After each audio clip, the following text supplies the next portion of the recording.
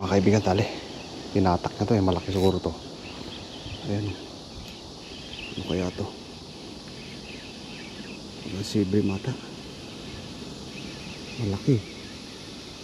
Lakas ng hatak yan mga kaibigan. Ayun, mangrove pala mga kaibigan. Kaya pala lakas ng hatak. Ayan. Naka 1-0 na tayo sa spot natin. Mangrove. Tok-tok pa yung ano ko. Hilang hila niya eh. Pero dali siya mga kaibigan. Dali rin tayo ng mangrove.